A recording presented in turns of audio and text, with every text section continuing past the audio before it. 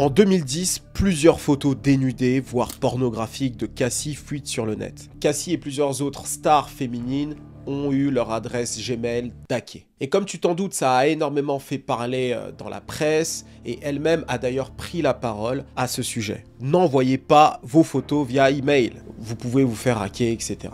Et peu de temps après que les photos aient fuité, 50 Cent appelle DJ Woo-Kid lors de son show sur Shade 45 pour parler de Diddy, qu'il ne porte pas dans son cœur. Alors je vous en ai fait une vidéo, mais il y a d'autres faits que j'ai oublié de mentionner dans cette vidéo et je vais le faire rapidement ici. Tout d'abord, Maze. 50 voulait signer Maze, mais Maze était encore bloqué par Bad Boy, donc il pouvait pas le ramener dans G-Unit, donc il avait le seum pour ça. Et la deuxième chose notable, c'est que dans cette période-là, Diddy avait monté un groupe avec Rick Ross, un ennemi de 50, et DJ Khaled, un autre ennemi de 50, et ce groupe s'appelait The Supreme Team, d'accord? Et donc si tu as vu ma vidéo sur Supreme Team, lorsque tu connais l'histoire de 50, tu sais à quel point la Supreme Team, c'est un collectif, groupe, gang, qui a marqué 50. Je te laisse aller voir ma vidéo à ce sujet. Donc revenons à nos moutons. Donc 50 appelle la radio, donc Shade 45, pour parler de Diddy et pour expliquer ce qu'il a reçu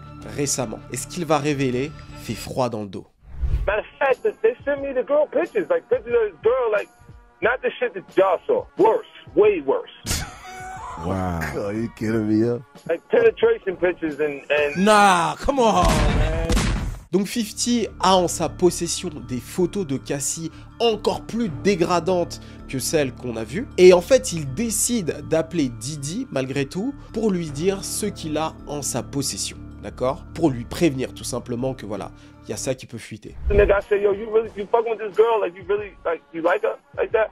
And he was like, yeah, that's my girl. I'm like, all right, I'm gonna send you something. You look at it, you call me back. Oh, I sent him the photos, the pictures and everything, and the nigga called back and was like, yo, thanks, man, blah, this and that. Yo, I really appreciate that. Yo, where you get these shit from? Et il poursuit en disant: Those photographs were not happening because of Cassie. I felt like they was happening because of Puffy. d'après 50, Diddy est simplement un déviant. Et ces photos que 50 avait en sa possession seraient en réalité des photos prises lors d'une partouze auquel Cassie devait participer pour faire plaisir à Diddy, comme décrit dans son document de plainte. Et c'est justement sur ce document-là que l'on va s'appuyer à partir de maintenant pour relater ce que Cassie dit avoir vécu, parce que c'est quand même important de le préciser ici, on n'est pas sur des faits qui ont été confirmés par un juge, d'accord? C'est un document que Cassie a monté dans le civil pour pouvoir attaquer Diddy dans le cadre de l'Adult Survival Act. J'en ai parlé dans ma vidéo avec 50 et Diddy, allez la voir si c'est pas fait. Et tout ça afin d'être indemnisé donc de ces fameux 30 millions de dollars. Mais c'est voilà, on peut se dire qu'on a pas mal d'éléments qui peuvent potentiellement nous dire que c'est potentiellement arrivé.